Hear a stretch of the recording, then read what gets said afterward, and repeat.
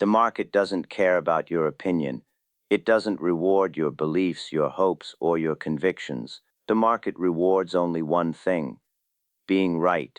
And yet, being right is the very thing most traders sacrifice at the altar of their ego. You don't lose in the market because your analysis is wrong. You lose because you refuse to admit when you're wrong. This is the first and perhaps most brutal mindset shift that separates the 1% from everyone else. Consider this paradox. The average trader knows more about market technicals, fundamentals, and news flow than ever before. Information has never been more accessible. Yet failure rates remain astonishingly high. Why? Because information without discipline is merely noise that amplifies fear. Jesse Livermore, perhaps the greatest trader who ever lived, understood that buying decisions aren't about being smart, they're about being disciplined. The market is never wrong, he said. Opinions often are. This insight isn't just profound, it's the foundation of elite trading psychology. When you buy a stock, you're not expressing an opinion.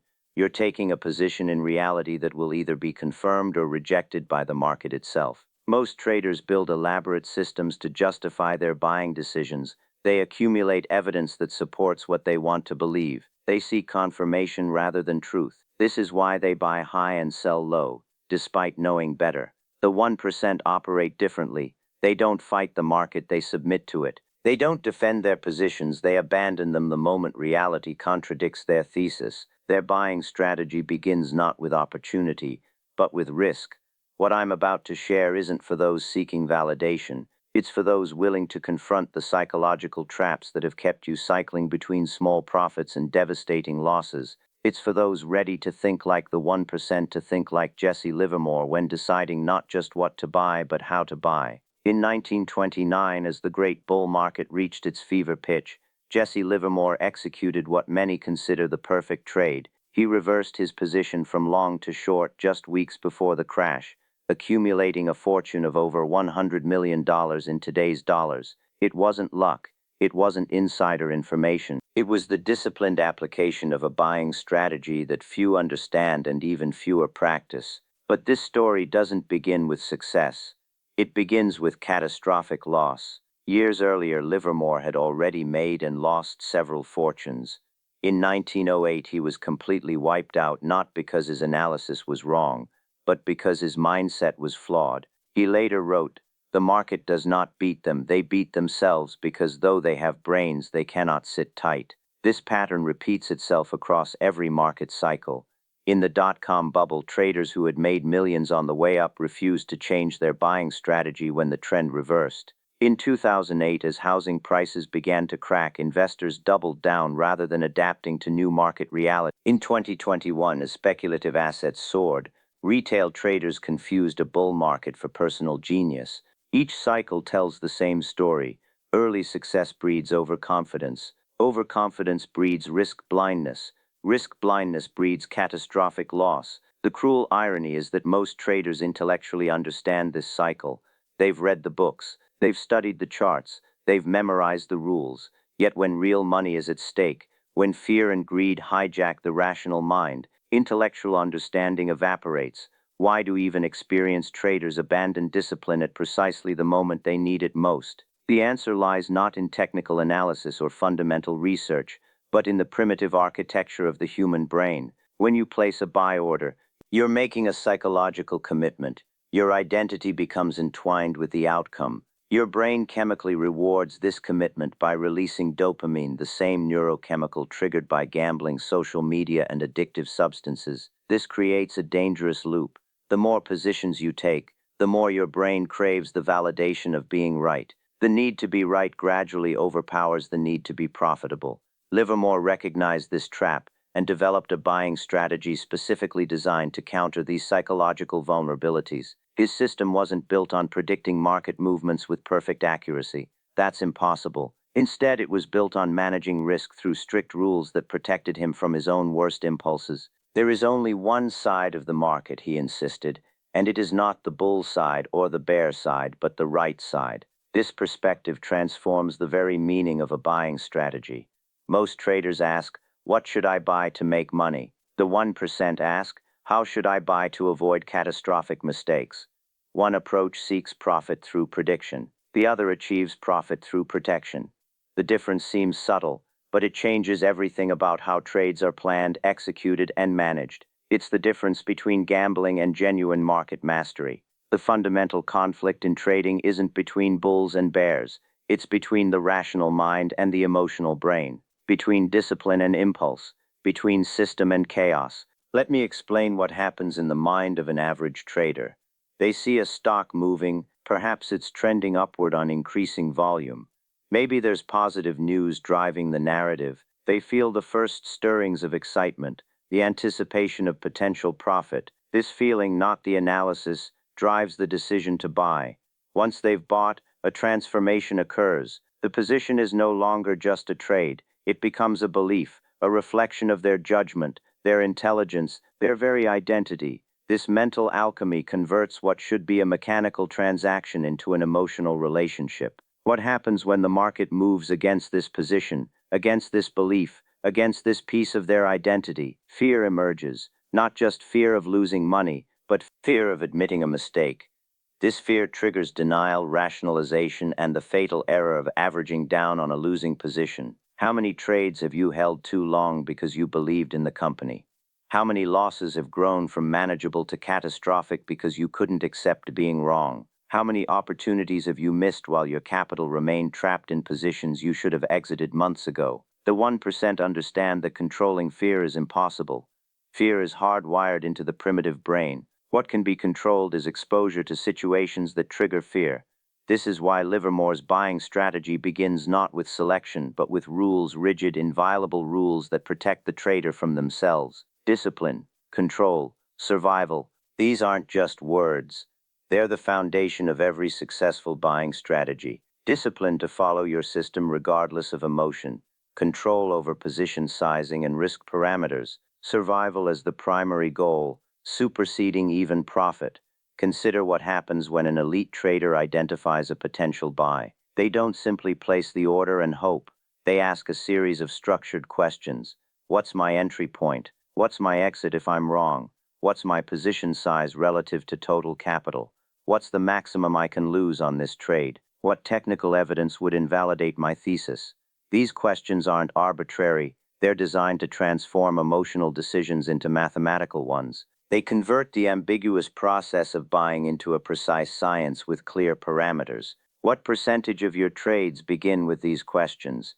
What percentage follow a documented system rather than intuition or hope? When was the last time you declined an appealing opportunity because it didn't fit your predefined criteria? The market presents endless temptations, stocks that appear poised for breakouts, narratives that seem compelling, tips and recommendations from seemingly credible sources. Each temptation invites deviation from discipline. Each deviation erodes the foundation of systematic trading. Why is it so difficult to maintain discipline? Because the market intermittently rewards bad behavior. A poorly planned trade might deliver profit. A rule violation might result in a win.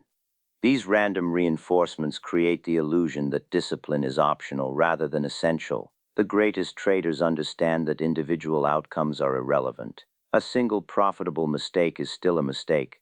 A single unprofitable adherence to rules is still correct behavior. The 1% judge their decisions not by results but by process. Livermore's buying strategy incorporated this principle through meticulous record keeping. Every trade was documented not just with financial details but with the reasoning behind entry and exit points. This allowed him to distinguish between process failures and normal market variance. Discipline, control, survival. Most traders believe they lose because of market conditions. The reality is far more uncomfortable. They lose because they lack the courage to embrace systematic trading. They prefer the illusion of control provided by discretionary decisions to the actual control provided by rules. What does this systematic approach look like in practice? Let's examine the buying strategy of the 1%. First, they never buy without predetermined exit criteria. The decision to sell is made before the decision to buy. This removes the psychological burden of making decisions under duress when positions move against them. Second, they scale into positions rather than committing full size immediately. This technique, which Livermore called probing, allows them to test their thesis with minimal risk before increasing exposure. If the initial position moves favorably, they add incrementally. If it moves unfavorably, they exit with a small loss. Third, they quantify risk in terms of total portfolio impact rather than individual position movements. A 5% allocation with a 20% stop loss represents just 1% of total portfolio risk. This mathematical approach prevents the emotional distress that accompanies watching price fluctuations. Fourth, they recognize that buying opportunities exist on multiple time frames. The 1% align their purchases with the dominant trend, ensuring they're not fighting market momentum due to time frame confusion. Have you defined the time frame for each of your current positions? Do you know the exact point at which your thesis would be in? Have you calculated the precise impact each position could have on your total portfolio if your thesis proves incorrect? The gap between intellectual understanding and emotional implementation explains why so few traders consistently succeed. They know what to do, but in the moment of decision, knowledge surrenders to feeling. This is why elite traders remove discretion from their buying process.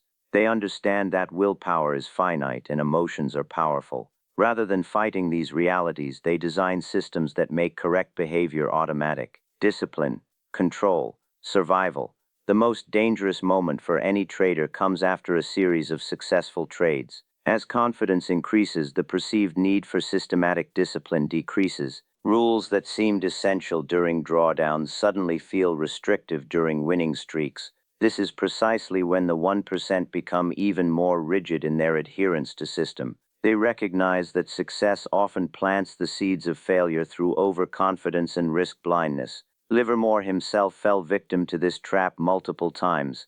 After periods of extraordinary success, he would gradually abandon the very rules that had generated his profits. The result was always the same: catastrophic loss that erased years of gains. How many times have you relaxed your standards after a winning streak? How often have you increased position sizing beyond your rules because you felt in sync with the market? When was the last time you traded without a stop loss because you were confident in the setup? The psychological forces that drive these mistakes are powerful.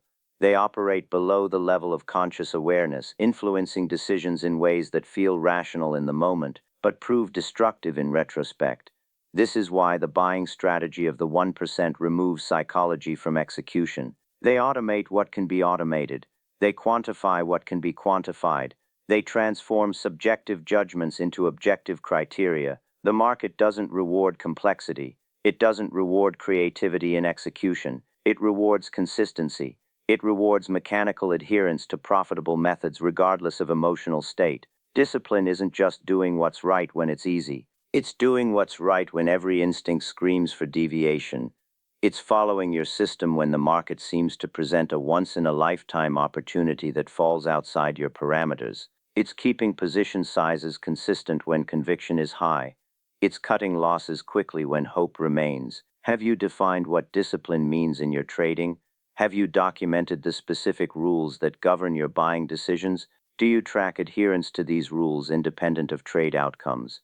The 1% have answered these questions with precision. Their buying strategy isn't just a method for identifying opportunities, it's a comprehensive system for managing the psychological vulnerabilities that destroy most trading accounts. The greatest risk to your capital isn't the market. It's not economic uncertainty or political turmoil or interest rates. The greatest risk is the undisciplined mind that makes decisions based on emotion rather than evidence, hope rather than mathematics, impulse rather than system, discipline, control, survival. These principles shaped Livermore's approach to markets over a century ago. They remain equally powerful today, not because markets haven't changed, but because human psychology remains constant. The fundamental mistake most traders make is believing that buying decisions should be driven by market analysis. The 1% understand that buying decisions should be driven by risk management.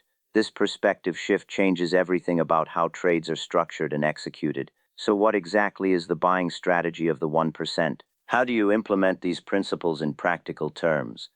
Let me share the system that transforms Livermore's philosophy into actionable rules. The foundation of elite buying strategy is the probe, confirm, commit sequence.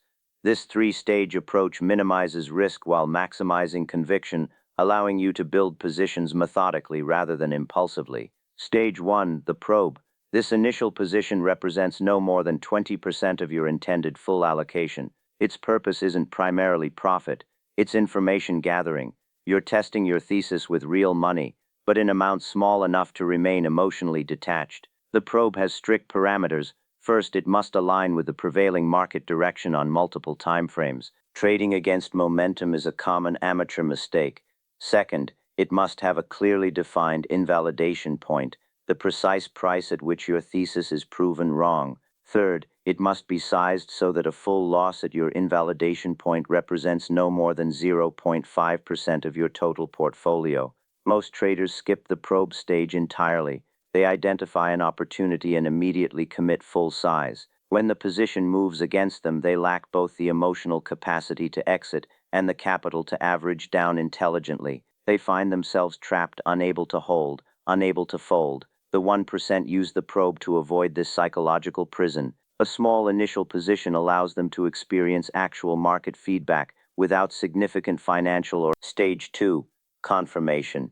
If your probe position moves in the anticipated direction, you've received preliminary confirmation of your thesis. Now you can add to the position, but only if specific criteria are met. First, the stock must make a higher low after your initial entry for long positions. This price action confirms that buyers remain in control despite normal retracement. Second, volume should support the directional move, validating that institutional money is participating. Third, the broader market and sector should remain supportive of your thesis. The confirmation stage is where position sizing becomes mathematical rather than emotional. Each additional purchase should be executed according to a predetermined plan. Livermore used a pyramiding approach, where subsequent buys were smaller than the initial position. This method concentrates capital at more favorable prices while reducing risk on less favorable entries. Most traders do the opposite. They average down, allocating more capital to losing positions and less to winning ones. This emotional response to price movement creates a portfolio weighted toward mistakes rather than successes. Stage 3, commitment. Once your thesis has been validated by market action, you can build toward your full intended position size. But even here, discipline governs execution. Never exceed your predetermined maximum allocation. Never chase price significantly above your planned entry range. Never add to positions that have moved too far from their base. This violates the principle of buying right. And most importantly, never relax your stop-loss parameters as position size increases. The commitment stage is where scale matters.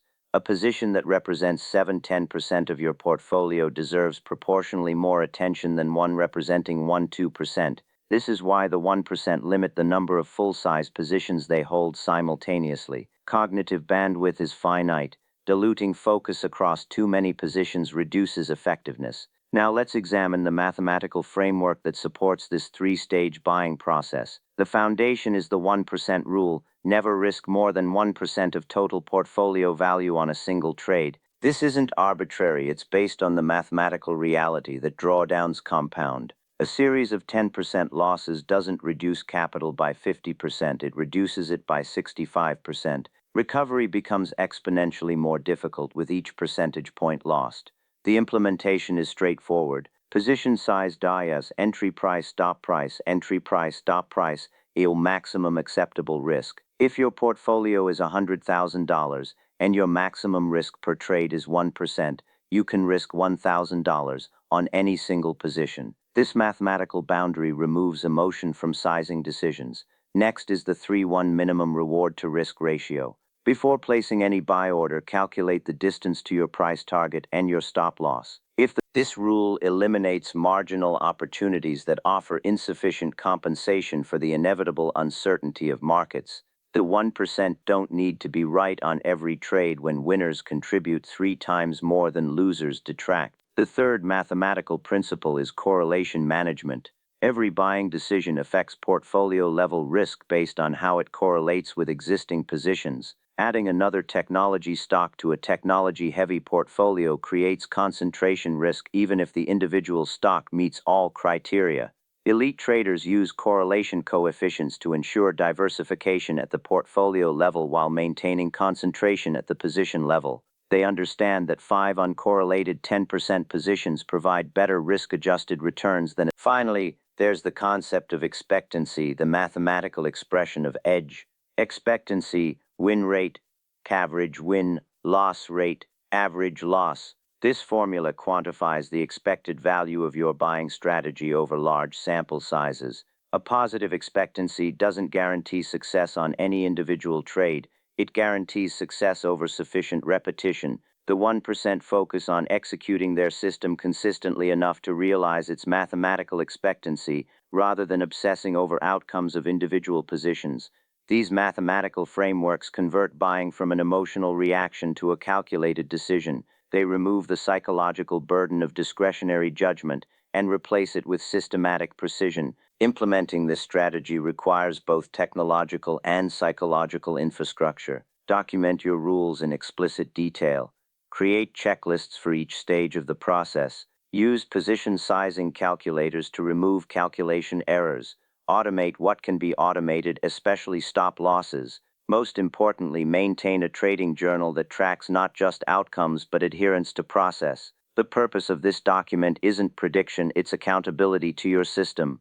The question isn't whether this buying strategy works. The century-long record of elite traders demonstrates its effectiveness across every market environment. The question is whether you have the discipline to implement it consistently, especially when emotion urges deviation. Remember, the market doesn't reward creativity in execution. It rewards strict adherence to principles that align with its nature. The buying strategy of the 1% isn't about prediction or speculation.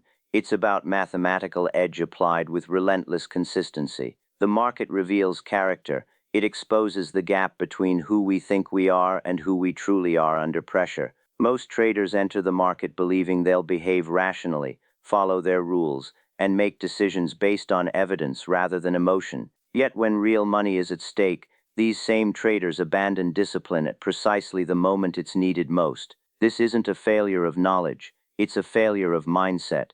The distinction between amateur and professional isn't chart reading ability, technical indicator mastery, or fundamental analysis skill. It's psychological infrastructure, the capacity to execute a system with consistency regardless of emotional state. Livermore understood that no buying strategy, however sophisticated, could survive contact with undisciplined execution. The game of speculation isn't all mathematics or set rules, he wrote. It's self-control, self-mastery, self-discipline. This insight explains why most traders continue to fail despite unprecedented access to information, tools, and education. They focus on perfecting their analysis while neglecting the psychological weaknesses that ultimately determine results. The truly elite, the 1%, have inverted this approach. They've built buying strategies specifically designed to manage psychological vulnerability. They've accepted that fear and greed cannot be eliminated, only contained through rigid adherence to rules. Consider your own trading results. How many losses came from poor analysis? How many came from abandoned stops, oversized positions, or impulsive entries? How many winning trades became losing trades because you couldn't maintain discipline through normal market fluctuation? Your greatest risk isn't the market, it's the mind behind every trade. The journey from average to elite begins with this uncomfortable truth. It continues with the systematic implementation of rules that protect you from your own worst tendencies. It's completed through repetition, the consistent execution of correct process regardless of outcome. Don't ask yourself what you need to learn. Ask what you need to unlearn. Which emotional responses are sabotaging your results? Which psychological patterns transform winnable situations into losses? The market will present the same patterns and opportunities it's presented for centuries. The variable isn't the market, it's you, not your analysis but your discipline. Not your strategy, but your adherence to system. What psychological change would most improve your results? Not which indicator or which stock selection method, but which aspect of mindset. Answer this question honestly, and you'll have identified the true barrier between your current results and the returns you know are possible. The 1% aren't separated from the masses by information or intelligence. They're separated by discipline, the courage to follow rules when emotion demands deviation. This is the ultimate lesson from Livermore's buying strategy and the foundation of sustainable market success.